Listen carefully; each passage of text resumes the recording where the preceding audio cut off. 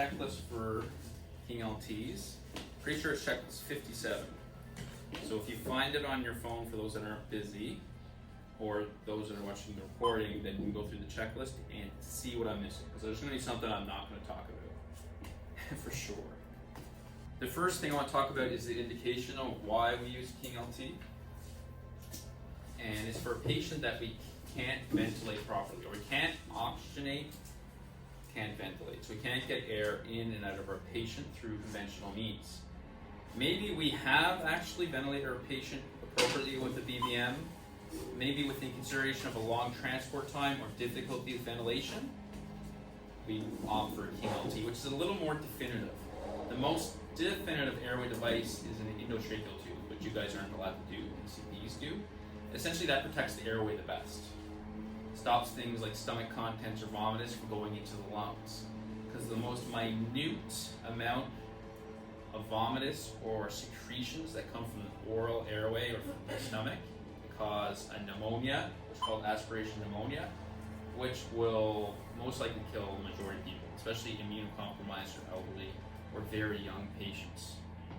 So this protects that from occurring to a certain extent, whereas the endotracheal tube is like 99% effective. It's pretty close.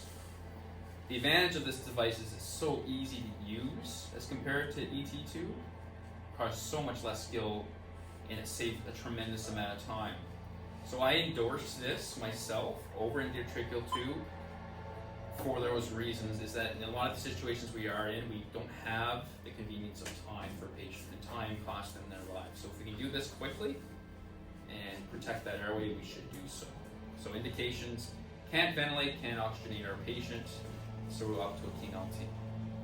There are various sizes of this device. So this is purple, red, yellow. There's other sizes, and there's a number on this. So this is a number 3, this is a number 4, this is a number 5. Right, am I on the camera fairly good? Yep. Okay. This is for a patient, the number 3, that's 4 or 5 feet tall. So 3 to 4 to 5, makes sense. A number 4 is for a 5 to 6 foot patient, and number 5 is for a giant, 6 to 7 feet tall. If you can imagine this sitting, where is this sitting in your patient? So it should be in this area. So we got 2 pipes in our neck here, essentially. Trachea, glottic opening, above, goes to the lung fields, and we have the esophagus below. Anytime you introduce something in the mouth, everything tends to go towards the stomach. Gravity, anatomy, the way this is shaped, just seems to fall into that location. The advantages of this is basically that's what we want to happen. We want it to go in the stomach. Endotracheal tube, we want to visualize. We have to use that laryngoscope, go in the mouth, and pass the tube, visually watching it go into the right opening of those 2 pipes that are down here. So one's right over top of the other. We insert this kind of blindly. First of all, we have to prepare it. So we want to inflate these bulbs, 60 cc syringe, and inflate these bulbs. On these, there's a number. Can you see the number in the camera? Yep. Okay, perfect. This one says 40 to 55 mils of air. So I'm going to go to, say, 50 mils of air on my syringe. It's poorly described or labeled, it's kind of worn out. And inflate my bulb. So this is like a lure lock. You attach it. There's like a little plunger in there. We push it in. It pushes the plunger, plus we do a little bit of a screw motion and it stays in place. And then we inflate our bulbs to make sure there's no leaks. And there's no leaks. Then I withdraw all the air. We don't want any air to remain in those bulbs because it can get stuck in your patient's mouth. It just gets sticky, you can grab things because it's inflated. We want this as narrow as possible. Detach it, just in case you actually knock into it. Imagine if you knock into it a couple times, air goes into the bulb. So just detach it, lay it aside. We know that this is going to work. 4 to 5 foot patient, not 6. And I want to lubricate the back side only. I don't want to lubricate anything with holes here, because that's where air is going to be traveling back and forth. It doesn't make sense. We want this to slide past the back of the oral pharynx of our patient's mouth into location fairly easily. So bit of lubrication. I will spray it one time, just a little bit, only on the bulbs, so it's lubricated. I'm going to put my patient in a better position to do this procedure, and basically I put them down to my belt level, almost about belt level. I can pre-oxygenate as best as I can with the BVM, and that equals 5 or 6 what's called vital capacity breaths. Really good conscious breaths into my patient, trying to get to that 100% oxygen saturation rate. When I insert this King LT, I insert this down with, there's a blue line here. See the blue line?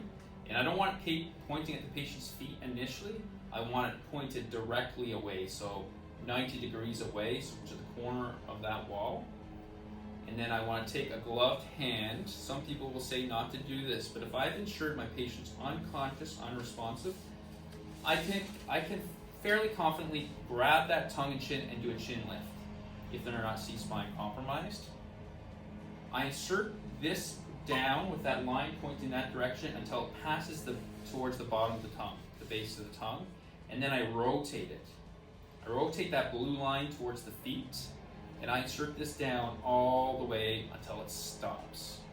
If I meet resistance, I don't kind of push against resistance. I don't force this into place. That occurred fairly gently. I hold it with my finger in place well. In order to do that, I kind of get that EC clamp again, and I get that into position on my patient, and I'm maintaining really good control of this device. And then I inflate those bulbs with my 60 syringe.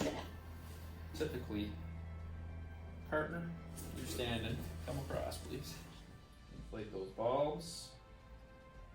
Okay, and you can unhook it. And then I'm going to try to ventilate my patient. Looking for chest rise and fall. I don't feel any air escaping. Chest rise. I can use a stethoscope and auscultate, say left to right, comparing breath sounds, looking for that good chest rise fall.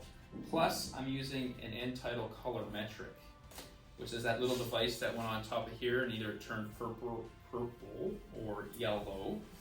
Right? Purple means poor, it's not working properly, or yellow is like this, yes, great. I have expelled CO2 coming from his lungs, and that's what changes that paper's color. If I don't get chest rise and fall initially, all I have to do without deflating those bulbs is back it up a little bit. And sometimes it's just those bulbs have to sit into the anatomy of my patient a little better. Just a centimeter at a time, and then I try to ventilate. I'm like, oh, I got chest rise and fall here. So now I secure it in this location with twill tape, which is right here. I'm just going to leave this for a second for demonstration purposes. Yeah. So twill tape, tying these things down properly is fun, and I'm just going to train you all, and I'll upload this video because this is important. I have a long end, I don't know if it shows on camera, a short end, there? Yeah. Okay. And I've got this loop created. Make sense? I'm going to go around my tube with my loop. So I'm going to grab it across here, and I'm just going to bring it here. So I have my loop here with an opening, and I'm going to bring both parts of the string through that loop and pull them out. And then I'm going to pull tightly against my tube, so I still have a long end. I'm going to bring the long end around my patient, and this is going to look ugly on the patient. It's going to get tight and pull on that patient's skin, and it could look bad, but I want this secure. And I want to make sure what my measurement, my teeth are still 14, and then secure that nice and tight. Hi previous group. Done. Do you miss us yet?